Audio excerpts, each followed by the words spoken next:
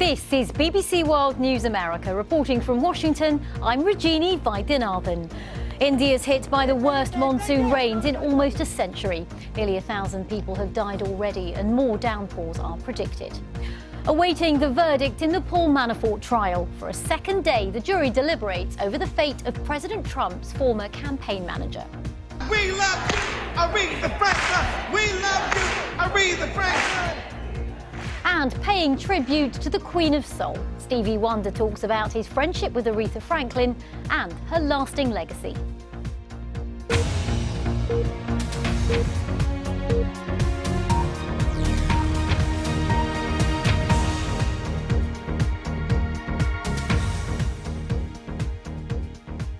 Welcome to World News America. Monsoon floods in India's southern state of Kerala have killed at least 324 people, making them the worst in almost a century. Hundreds of troops have been deployed to rescue those caught up in the rains, but the wait's often long, with roads and even the local airport submerged. The government's put a red alert in place as more downpours are predicted. The BBC's Yogita Limai reports. Forced out of their homes by the floods, people are walking miles to safety. Escaping surging water that has swallowed everything in its path.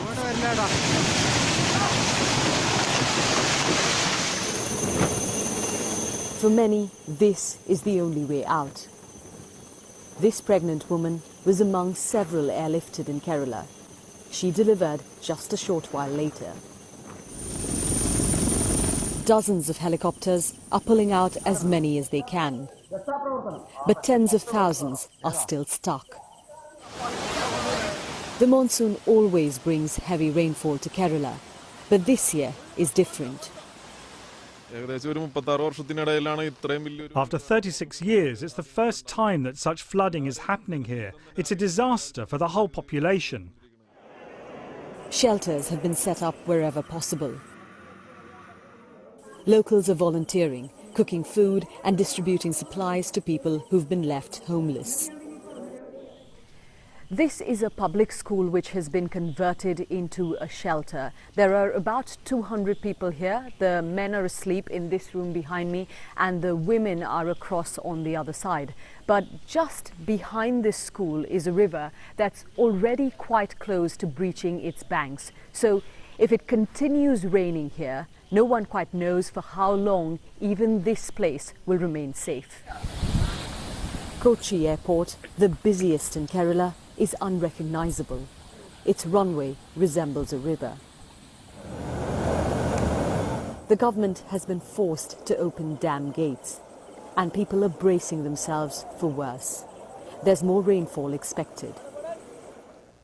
For a second day, a jury in Alexandria, Virginia has been deliberating in the Paul Manafort trial. Donald Trump's former campaign manager has been charged with financial crimes, including tax fraud. Today, the president wouldn't answer whether he would pardon him, but did have this to say. I think the whole Manafort trial is very sad. When you look at what's going on there, I think it's a very sad day for our country. He worked for me for a very short period of time. But you know what? He happens to be a very good person. And I think it's very sad what they've done to Paul Manafort. Well, the jury's set to go home for the day without a verdict yet. The BBC's Chris Buckler's at the courthouse for us. Chris, you've been covering this for the past few days. What's the atmosphere down there now? Looking like we won't get a verdict today. Yeah, 2 days of deliberation are now complete and the jury is going home. It will return on Monday morning to continue their discussions. So far, they have not reached a verdict in this case. In some ways, the most interesting things have happened away from the jury today. As they were discussing, there was a hearing by a number of media companies who wanted to try and get the judge to release some sealed information. Essentially, there's information that the court has kept private up to this point that they wanted to be public. And that includes the names and the addresses of the jurors themselves. Now, the Judge Ellis, said that he wasn't prepared to release that information because of the peace and security of the jury. He also revealed that he had been threatened himself, although he said he was protected by US Marshals. but he did give an indication that he'd been surprised by the emotion and really the sense of publicity that has really surrounded this entire case. And it is very clear just how much publicity is surrounding this case. If you look over there, you can just see just the huge numbers of media outlets that are camped out and have been for the last number of days, watching this case extremely closely. And of course, that will remain the case, particularly now the President has given yet more comments in which he seems to defend Paul Manafort as well as distance himself from him. Ultimately, this case has been brought by Robert Mueller's special counsel team, and therefore it will remain in the public eye. But it will be next week at the earliest before we find a verdict. Chris Buckler at the court, thanks very much. Well, joining us now to discuss the case is criminal defence attorney Rebecca Legrand. Rebecca, great to have you with us. It doesn't look like we're going to be getting a verdict anytime soon. Is there anything we can read into this? Well, I'm not surprised we don't have a verdict yet. There are 18 counts pending against Paul Manafort, and they're complicated counts. The jury's been sent back with jury instructions that are over 100 pages long if you type them all out, and with over 300 exhibits, boxes of documents. So I think the jury is going to take their time, look at the evidence carefully, and I would expect a verdict next week, potentially, but this could take even longer than a week. So I'm not surprised we didn't get a verdict yet, at least. Complicated case, you say. One thing that struck me looking at how the case played out was that the defence didn't actually call any witnesses. How unusual is that? So it's very common for the defendant not to take the stand. It's rare for a defendant to take the stand in their own defense. But to not call any witnesses was, I'm sure, a tough call for the defense here. If they could have called, for instance, their own expert to opine on the materiality of things that were allegedly fraudulent, or their own character witnesses. But it's probably a smart call in a case like this, to make the burden be on the state, on the government, as it must be, and to focus on poking holes in the government's case instead of putting your own people up there to receive the same kind of potential punishment. And of course, for the prosecution, their star witness was Paul Manafort's former right-hand man, Rick Gates. And what the prosecution will say is that their star witness is the documents, because they know Rick Gates is not a great witness. They know that Rick Gates has all sorts of problems. When you've been caught, when you're in a plea agreement and that's the only reason you're cooperating and your story has changed multiple times, they know his credibility is problematic. But what the prosecution believes, and we'll see if the jury agrees, is that the documents, to a large extent, tell the story here and speak for themselves. And we saw there, down at the court, the number of media swarming around that courtroom. This, of course, is the first case in the wider Mueller investigation. How significant is this to that wider probe? So, in one sense, it's not that significant. Paul Manafort himself is going to be on trial again in under a month now in the District of Columbia with charges that are more directly tied to foreign interference. But in terms of the mood and politics of this whole investigation, it's going to matter. If there's a not guilty verdict, I am sure you will hear our president talk about it. But as a technical matter, this is a sort of side issue. It wouldn't really, not getting a guilty verdict here doesn't really mean there's anything wrong with the broader investigation, but I'm sure that's not how it would be spun. Rebecca Legrand, thanks for coming in. Thanks for having me. In Italy, grief has turned into growing anger with authorities following Tuesday's fatal bridge collapse in Genoa. Fewer than half the families of victims have accepted the offer of a state funeral. It follows claims that successive Italian governments neglected the maintenance of vital infrastructure. From Genoa, James Reynolds reports. Amid the heavy machinery and the tons of rubble, the search for survivors sometimes comes down to a single voice. Anybody there, shouts a rescuer. There's no reply. But they'll keep going for a while longer. It's difficult to say we will finish tomorrow, but I can tell you that probably in a couple of days we should finish, but it is really depending on how we can remove all the debris. Parts of the operation are extremely delicate. Here, firefighters reversed a truck abandoned right next to the edge of the collapse. Professor Antonio Brencic is on the official investigation commission. Before he was appointed, he told me that the original engineer's bridge design was flawed. He made some decisions that produced a bridge, a new bridge, different from the others. The attempt to find a new way, a new structural form, failed. It failed. Failed, you see. This is the result of that collapse. This afternoon, the families of the dead gathered around their coffins. In the morning, the victims will be given a state funeral. Some families have chosen not to take part in the official ceremonies. Instead, they're holding private burials elsewhere in Italy. And once all the ceremonies are over, the bitter arguments about the collapse of this bridge may re-intensify. James Reynolds, BBC News, Genoa. President Trump's military parade will no longer take place this November. This morning he announced on Twitter that it was being cancelled due to cost and said maybe they would plan something for next year when the price tag comes down. It comes as the president contemplates revoking the security clearances of more officials, a move that's led to criticism from former intelligence officers who served both Republican and Democratic administrations.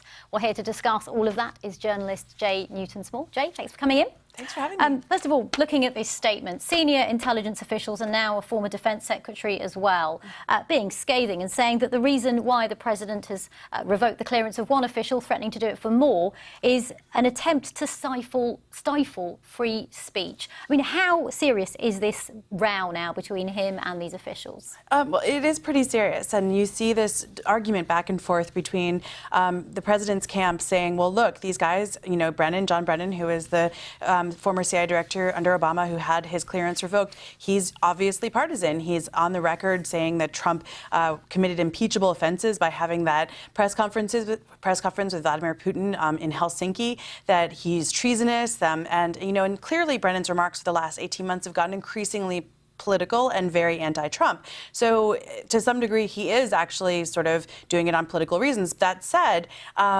Trump sort of made the slip this afternoon in an interview with the Wall Street Journal saying, well, actually, yes, this is purely political. It has little to do with the security of our country. And so there is this argument on the other side that says, well, this is a security question, and it should only be treated as a security question. It should be completely apolitical. And so the question is, which side is politicizing it? And depending on who you talk to, both sides are. You mentioned John Brennan there. Obviously, after he had his security clearance revoked, he said Mr. Trump's claims of no collusion are, in a word, hogwash. He certainly believes that it's politically motivated. He's linking all this to the Russia investigation. He is, and it goes back to, again, to politics, right? So Brennan is the one who's really been going after Donald Trump a lot. And Brennan has said that he's being silenced, right, by Trump, and that this is an attempt by Trump to silence him. And that was in an editorial in the New York Times. To be honest, he's actually elevating Brennan, because that's what Trump does. He brings up these straw men to sort of slash them down again, and he's sort of elevating all of Brennan's arguments and highlighting them in order to say, look, this guy's totally political, and I'm fighting my enemies, and I'm sort of slaying the demons to his base. And this much talked about parade isn't going to be happening in November. These things always cost money. It wasn't a surprise that it was going to cost a lot, was it?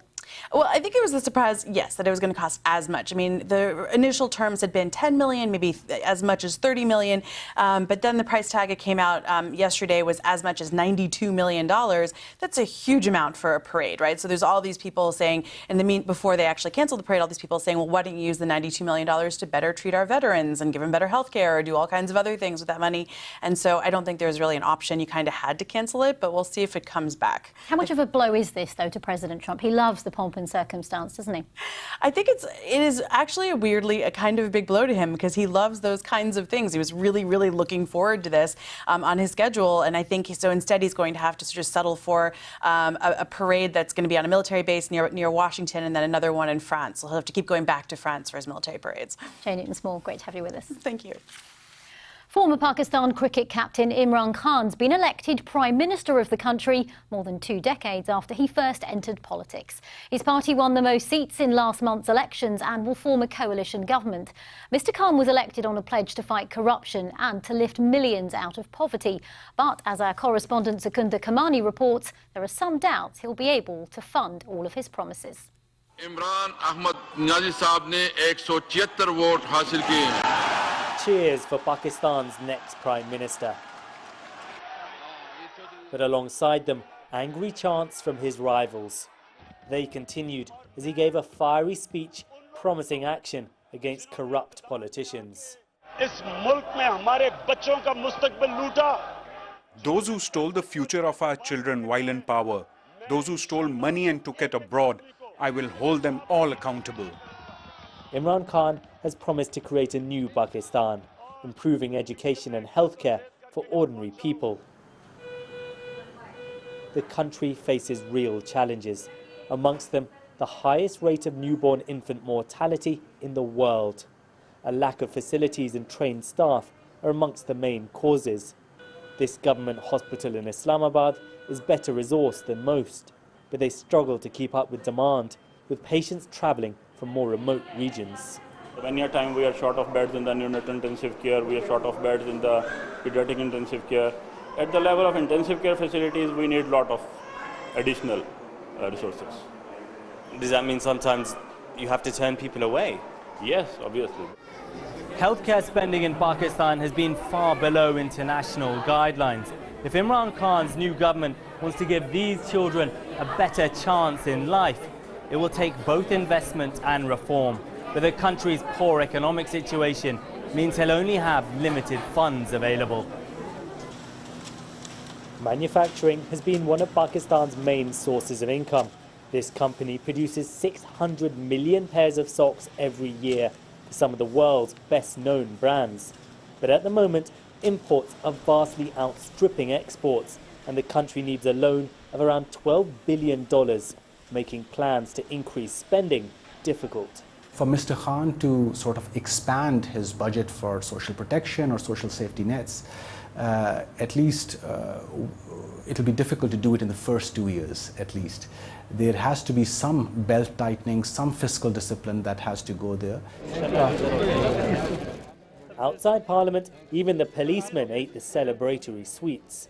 Imran Khan's supporters have high expectations of what he can deliver.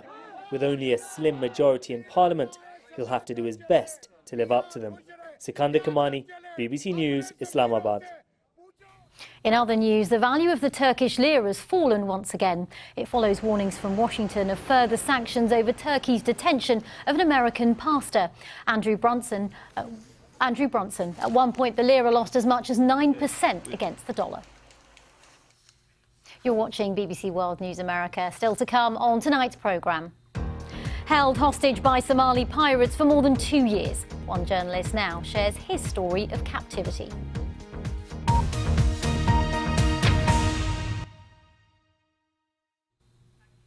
A new report found vaping's far less harmful than smoking, suggesting it should be subject to lighter regulation. But critics say e-cigarettes might not be as safe as people think because it's too new to know the long-term health effects, as Catherine Burns reports. They look similar, but this committee says e-cigarettes are substantially different to conventional ones. They don't produce carbon monoxide or tar, and so the best estimate is that they are 95% less harmful. The committee of MPs call smoking a national health crisis and say e-cigarettes are a golden opportunity to save lives.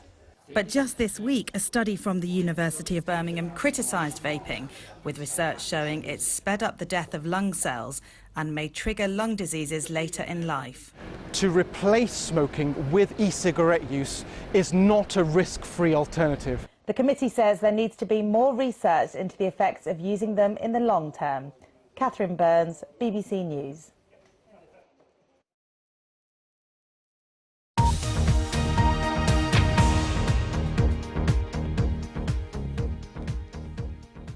He'd travelled to Somalia as a journalist to write about piracy in the Horn of Africa, but things turned out very differently. Michael Scott Moore ended up being kidnapped and imprisoned for years. In his new book, The Desert and the Sea, he describes his ordeal and how he eventually made it back home. A short while ago, I spoke to Michael in Los Angeles and he told me his story. I had followed the trial of 10 Somali pirates in Hamburg who had tried to hijack a German cargo ship. I was living in Berlin at the time. I was hoping to sort of put Somali piracy into historical context. And in the process of that research, I got kidnapped. And you ended up spending, as your book cover says, 977 days captive, some of that at sea and some of that in the desert. You talk a lot about different almost everyday encounters that you had with your captors, including teaching them yoga at one point. When I was being held in a prison house, I actually asked for a yoga mat because it occurred to me that I was going to need some exercise. And I looked for a moment where the pirates weren't looking you know, where the guards were sort of looking away, because I knew the yoga would be a little bit strange to them, you know. But they never actually let me out of their eyesight. So at some point I just started to do it, and obviously they found it really funny. After several days, I think a few of them were doing it out of a serious need to do exercise, because they were locked into the compounds too.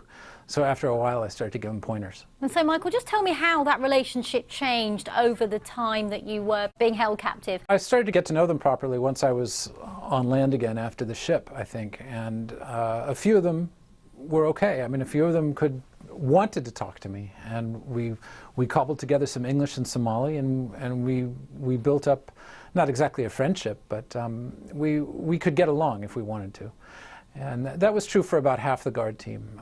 The guard team was normally about 10 guys, somewhere between 7 and 15. And there were always about 50% of the guys who wanted to communicate with me at all. And you know, you can't be full of hatred and anger 24 hours a day. So we wound up getting along pretty well, at least a few of the guards and I. And how did you end up being released? There was a ransom that was paid, wasn't there? My mother actually had to cobble together a ransom with the help of some magazines I'd worked for and some other places, and a ransom of $1.6 million was paid after 2 years and 8 months of negotiating. And just briefly, I mean, what was the most standout experience for you from that? I mean, there's so many written in the book, but the one that you really want our viewers to kind of remember or, you know about. I never expected to wind up on a hijacked ship when I went to Somalia. No Western writer had ever experienced life on a hijacked ship. And when I was first brought aboard, I thought it was the end of the world. I thought the Somalis were going to take us away on the ship to some other part of the coast, and that was going to be it somehow. But it turned out to be a really good experience compared to the rest of it, because there were 28 other hostages on board. There was a whole group of us, and we could keep each other company. Unfortunately, those men spent almost 5 years in captivity. They got out at the end of 2016.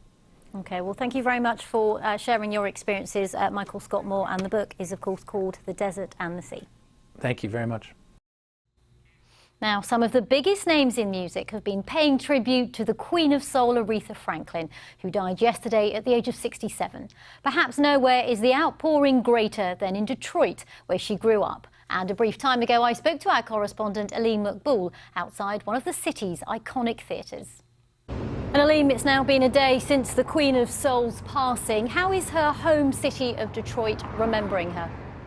Well, during the night, that trickle of mourners that we saw during the day yesterday turned into more of a crowd of people really celebrating the life of this incredible artist. But of course, you have to remember that at the time, particularly the 60s and 70s, Aretha Franklin was just one of the spearheads of an extraordinary group of musicians in Detroit at the time, living in the same streets, performing at venues like the famous Fox Theatre, people like Marvin Gaye, Smokey Robinson, The Temptations, Diana Ross, and of course the legend that is Stevie Wonder. He knew Aretha Franklin from the time he was 4 years old.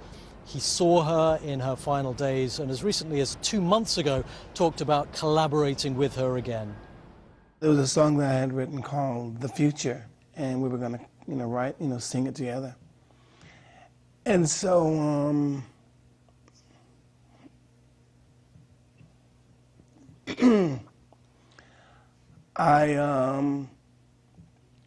I thought I cried my last tear. Obviously I said I'd get it together because I did want to see her, so I decided on Monday I would go. So I flew out from LA to Detroit and went to see her and spoke with her. She wasn't able to speak back, but her family felt that she could hear me, and so I just said all the things that I've always said and told her to say hello to my sister. Well, incredibly moving stuff there from Stevie Wonder. Now, in terms of arrangements for Aretha Franklin's funeral, we've had no official word from her family, but there are rumors already that it could be a 4-day citywide event. But in any case, a lot of the venues at which she performed are planning to hold their own memorial, so as many people as possible can pay their own tribute to the Queen of Soul. And what do you think people are now saying will be her lasting legacy to the music world? You know, there are people like Smokey Robinson and Stevie Wonder who've said today, you know, you can look at artists from every genre who have been influenced by the way Aretha Franklin changed the industry in terms of her style, you know, just staying a beat back from the music and using the power of her voice, the way she was able to convey emotion. So she was somebody who changed the face of the African American community in the United States, giving them a sense that they could achieve if they were a woman in the 60s. But of course she did something for women's empowerment as well. You listen to a lot of those songs, Do Right Woman and Respect. She was somebody who changed the face of female musicians as well and the power that they had, and that is something that through her music is certainly going to live on for generations to come. Aleem Maqbool, thanks very much. And since I spoke to Aleem, we do now have more details about Aretha Franklin's funeral. She will lie in state for 2 days at the end of the month. That will be public at the African American Museum in Detroit. Her funeral will take place after. That will be limited just to family and friends. Thanks for watching BBC World News America. You can find me on Twitter at BBC Rajini V.